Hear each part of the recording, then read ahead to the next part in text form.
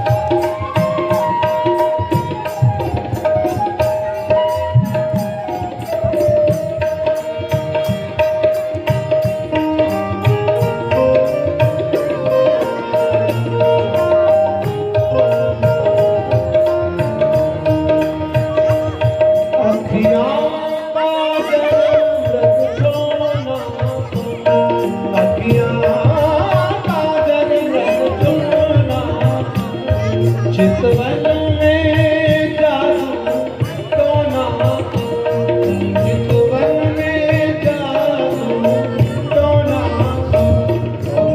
सुखे भरे हैं कपोल रे, जय जय राधा रमण हरि बोल, जय जय राधा रमण हरि बोल रे, जय जय राधा रमण हरि बोल।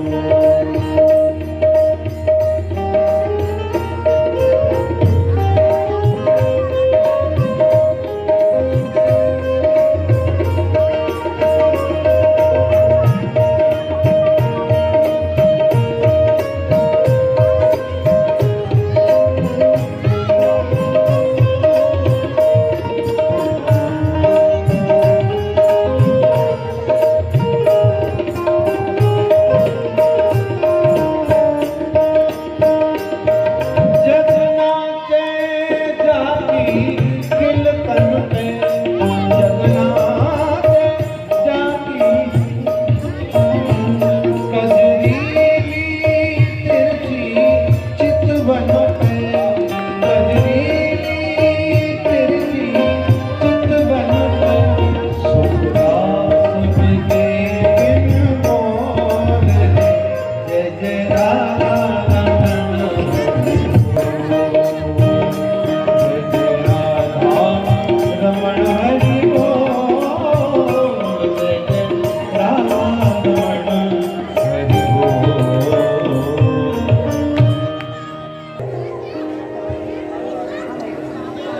रमणक द्वीप से कालिया नाम का विस्तर नाग, जो गरुड़ जी के भय के कारण अपनी प्राण रक्षा के लिए वृंदावन में आकर के रहने लगा था। श्रीमद् भागवत में ये प्रसंग आता है, आप लोग सब जानते होंगे। कद्रू और विलता दोनों बहनें थी। कद्रू के पुत्र हैं नाग और विलता के पुत्र हैं गरुड़, भगवान विष्णु के वाहन, और एक पुत्र है उनके अरुण, जो सूर्य देव की सारथी हैं। दो पुत्र हैं, दोनों एक ही पिता की पुत्री हैं और एक ही पति की पत्नी भी है, कश्यप ऋषि की पत्नी है। लेकिन दोनों में सौतिया दाह होने के कारण एक दिन आपस में विवाद हो गया, और विवाद हुआ कि सूर्य नारायण के घोड़े काले हैं कि सफेद हैं। कद्रू ने कहा कि काले हैं, विलता ने कहा सफेद हैं। दोनों में शर्त लग गई, कल प्रातःकाल चल करके देखेंगी। कद्रू ने कहा यदि सूर्य नारायण के घोड़े काले हुए तो तुमको जीवन भर मेरी दासी बन करके रहना पड़ेगा, और विलता ने कहा कि यदि सफेद हुए तो तुमको मेरी दासी बन करके रहना पड़ेगा। ये शर्त हो गई। सज्जनों, संध्या काल में काले काले नाग अपनी माता कद्रू के पास में जब आए तो कद्रू ने सारी बात बताई। बेटा, आज मैंने शर्त लगाई है, यदि सूर्य नारायण के घोड़े सफेद हुए तो मुझे दासी बनना पड़ेगा, और काले हुए तो विलता को मेरी दासी बनना पड़ेगा। नाग बोले, माता जी आप तो शर्त हार गई, सूर्य नारायण के घोड़े तो सफेद हैं, काले नहीं है। और कहीं कहीं हरे बताए, हाँ, सूर्य नारायण के घोड़ों का रंग हरा भी बताया है। आगे हृदय स्तोत्र में 2 बार हरा रंग बताया है सूर्य नारायण के घोड़ों का। हाँ, तो बोले आप तो शर्त हार गई, आप जो दासी बनना पड़ेगा।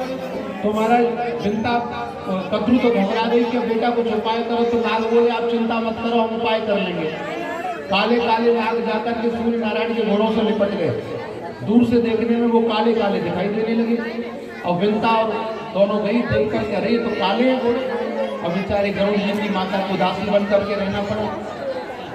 रामचरित्र में आता ना, कद्रू बिनते दीन दुख तुम्हें कौशला देव, है ना। तो ऐसे ही दुख दिया था कद्रू ने विलता को। तो सज्जनों, अब बेचारी को बहुत दिनों तक दासी बन करके रहना पड़ा। कई साल बीत गए। एक दिन गरुड़ जी महाराज आए अपनी माता की दुर्दशा देख करके, बोले माता जी ये कैसे हो गया। बोले बेटा मैं शर्त हार गई। बोले माता जी आप शर्त नहीं हारी, आपके साथ में धोखा हुआ है, छल हुआ है। सूर्य नारायण के घोड़े काले नहीं सफेद हैं। अब तो महाराज गरुड़ जी को बड़ा क्रोध आया, और उन्होंने नागों को पकड़ पकड़ करके खाना प्रारंभ किया, मारना प्रारंभ किया। अनेक नागों को मार डाला।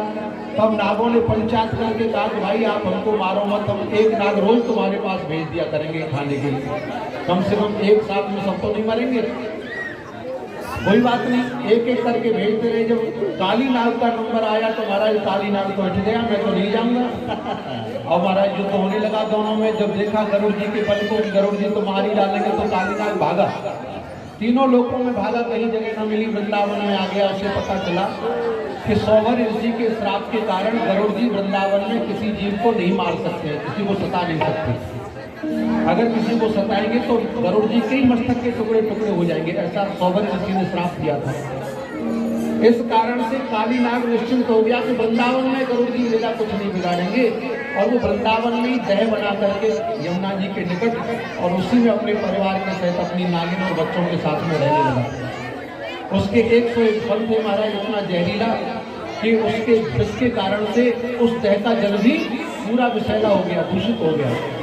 भूल से भी कोई पशु पक्षी उस जल को पी ले तो उसकी मृत्यु हो जाए।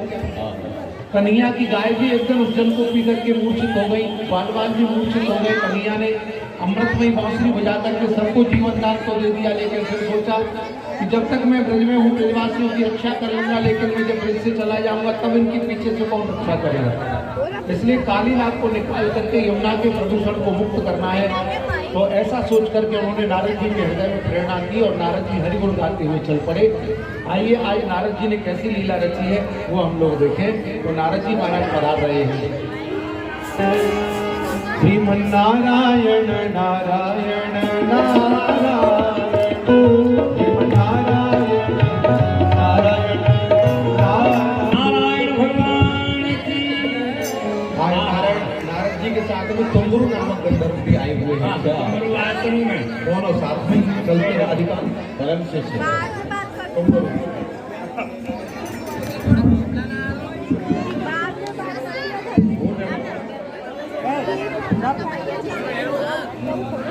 मेरे आराध्य श्री कृष्ण आनंदमय कैसी ब्रज में लीला कर रहे हैं। जब सो जन्म लेकर के आए हैं तब तो ऐसी रस की वर्षा कर रहा कि है सबको प्लावित किया, आनंद सो सराबोर किया है। ब्रजवासी को ब्रजगोपी को तो ऐसा आनंद दे रहे हैं, रमण करके जो साक्षात रमण बिहारी बन गए। तासो अपने सखान को आनंद दियो और लीला को आनंद नित्य नवीन, दिने दिने नवम नवम, दिन प्रतिदिन नवीन नवीन लीला भगवान कर रहे हैं। और ऐसी लीला जिनको नाम लेवे के जीव के भव संकट जाए हैं, वे भगवान अवतार कहाँ ले रहे हैं, जन्म कहाँ लियो, बंधन में अर्थात कारागार में। तो कारागार जगत के जो काट कर देता मुक्ति, कारागार जन्म स्थान उसी ने बनाया है। संकट से योगियों के आकान ध्यान में वही शिशु मैया ने गोदी में खिलाया है। काल कावी महाकाल कराल कहलाता, जिसे ऊखल से बांधकर यशोदा ने रुलाया है। एक एक ब्रजगोपी 100 बार धन्य धन्य, जो ब्रह्म अविनाशी अपने संग में नचाया है। अविनाशी ब्रह्म को अपने साथ नचाने वाली गोपियां उन्हें कांत भाव से भजती हैं, गोप बालक उन्हें सख्य भाव से भजते हैं। और नंद यशोदा बालक जानो, नंद और यशोदा उन्हें वात्सल्य भाव से बालक पोषित करते हैं। ऐसे बालक कृष्ण दिन प्रतिदिन पूतना वध, अघासुर वध, बकासुर वध, बच्छासुर वध, कैसे कैसे असुरों का वध किया। लेकिन भगवान ने अब एक नवीन लीला करने का मन में विचार किया है। और भगवान के मन में जब संकल्प उठता है तो वो नारद ही उस संकल्प को पूरा करते हैं। तो भगवान के मन में जो बात आई वो नारद उसकी भूमिका बांधते, और अभी जो भूमिका खुली पड़ी है उसे बांधना। इसलिए अब लीला कौन सी है, ध्यान से सुनो। यमुना मैया को प्रदूषण मुक्त करना, यमुना जी को प्रदूषण मुक्त बनाना भगवान का संकल्प है। और ये मानवता का धर्म नहीं है, जो हमारे लिए जल प्रदान करते हैं, जो हमारे लिए ऊर्जा प्रदान करते हैं, प्रकृति के इन जलवायु आदि को प्रदूषित नहीं करना चाहिए। भगवान इस लीला से ये संदेश देने वाले हैं यमुना को यदि आपने प्रदूषित किया है तो आपको दंड अवश्य मिलने वाला है। ये दंड किसको मिलेगा और कब मिलेगा ये तो आपको लीला के अंत में ही पता चलेगा। जिसने यमुना को प्रदूषित किया वो अवश्य अवश्य दंड पाएगा। और कौन पाएगा? चलो नाम भी उजागर कर देते हैं। कालीनाग, जिसने यमुना में आकर इतना विष फैला दिया है, यदि कोई आचमन कर ले तो मूर्छित हो जाता है। पक्षी ऊपर से उड़ के निकल जाए तो मर जाता है। इतना जहरीला, यमुना का जल भी जहरीला हो गया। इसलिए प्रदूषित होने वाली यमुना को करने वाले कालीनाग को यमुना शुद्ध होगी और कालीनाग को दंड मिलने वाला है। इसलिए अब इस लीला की भूमिका बांधो नारद। तो चलो नारद, लीला कहाँ से प्रारंभ करेंगे? मथुरा से, क्योंकि चेला है हमारा कंस, काम में लिया जाएगा आज। हैं? आओ बेटा सेवा में। बोलो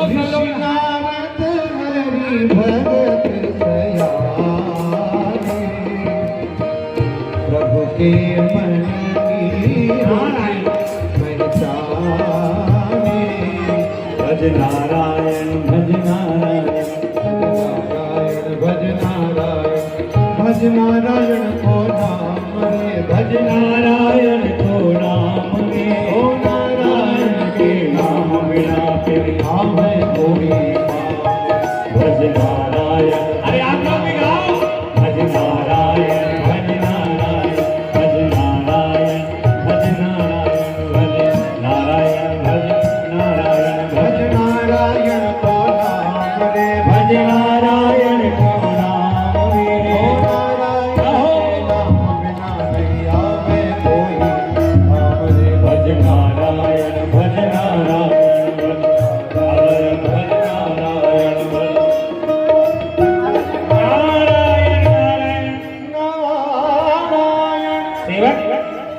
प्रणाम प्रणाम गुरुजी। कल्याण हो जाए आपका।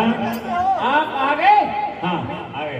अरे गुरुजी आप आए, हाँ एक बार आप पहले भी आए थे नारायण। और 6 निर्दोष बच्चे मारे गए। अच्छा, अब की बार हमारा ध्यान रखना। देखो अब कौन कौन बनेंगे, कौन जग कौन। में एक फल है। नहीं नहीं ऐसा नहीं है, हम तो रक्षा करने आते हैं भैया। गुरु का कर्म है अपने चेला का कल्याण करना। और तो जब आप तक ऐसे गुरु हैं जो कल्याण करने वाले हैं। कल्याण नहीं होगा तब तक पीछे नहीं छोड़ेगा। नारायण महाराज है, महाराज है अभी तो आपकी कृपा से। भेंट कराएंगे। आ जाओ जगती में जाओ। महाराज की जय हो। फिल्म पेटे देख कंस अति आवन कीनो, बैठन को दुपरासन दीनो, बैठन को दुपरासन दीनो।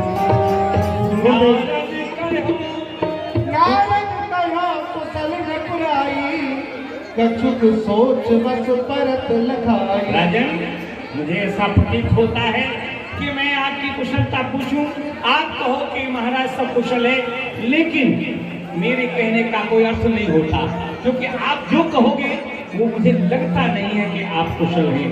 कछुक सोच बस परत लगाई, किसी सोच के बस हैं। आपके मुख पर दर्शन हो रहा है, कोई चिंता है, कह दो प्रकट कर दो, हो सकता है नारायण आपकी चिंता दूर कर दो। नारायण नारायण ना हाँ गुरुदेव, तू प्रताप मुनि कुशल सदाई, एक सोच मोहि बड़ो भाई। वेदों ब्रज में नंद कुमारा, जाहि परत मोहि को अपारा। कहत तुझे बलराम कढ़ाई,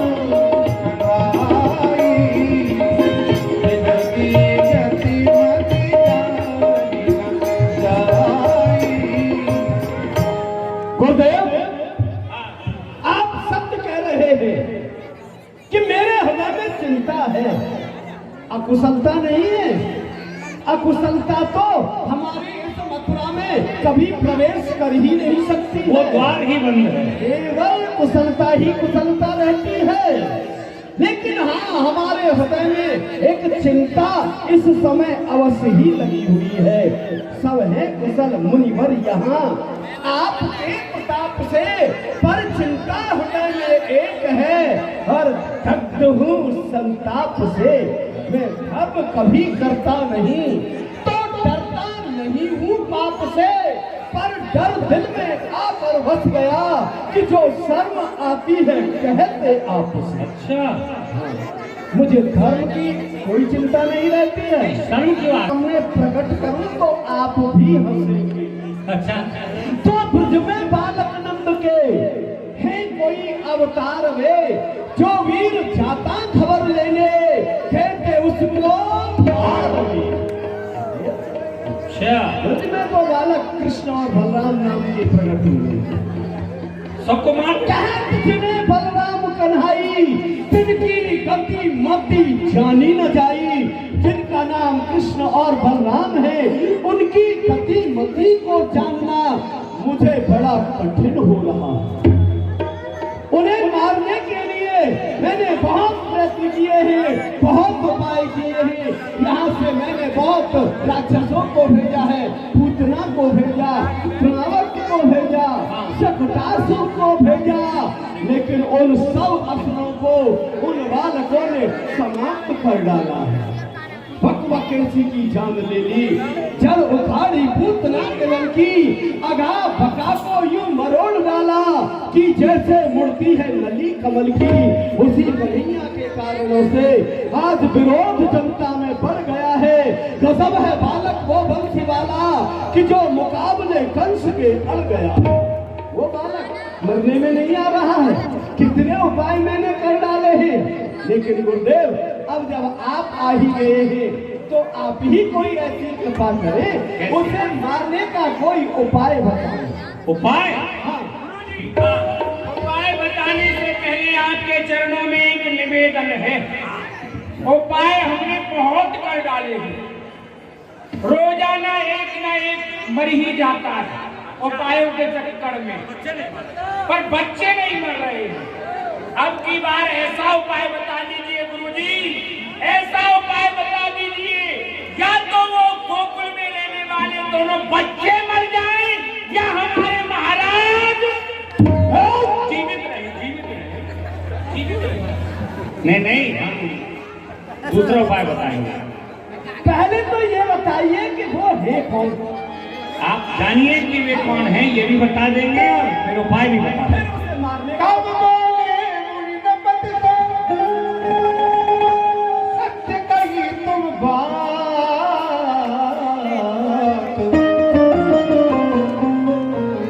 वे दोनों अवतार गति जानी न जा।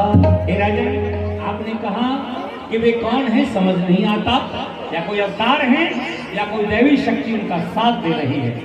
सत्य यही है कि वे दोनों अवतार हैं। आप उन्हें केवल नंदगोप का बालक समझने की भूल न करना। वे अवतार ही नहीं है, वे तुम्हारे काल प्रकट भय बजाए के नंदगोप के बाद तुम उनको समझोगे। आप उन्हें केवल नंदगोप का बालक समझने की भूल न करें। वे अवतार ही नहीं, आपके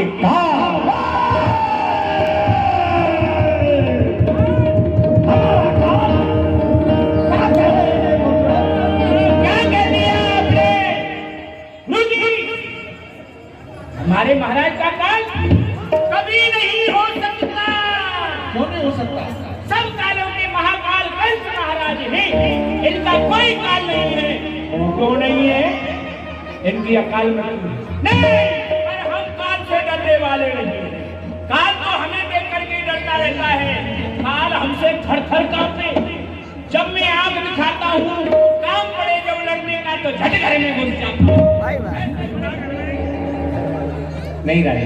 हाँ, मेरा अभिप्राय जो आप समझ रहे हैं, जो ढूंढ रहे हैं कि ब्रज में ऐसा हो, वही है वो। उसे मारने का उपाय आपने जो किया है ना, वो सफल नहीं हुआ। आपने अपनी बुद्धि से उपाय किया, अपने मंत्रियों की सलाह से किया। एक बात मेरे मन में आ रही है, मेरी बात मान लो। मानो तो कहूँ। अवश्य अवश्य। एक बात मेरे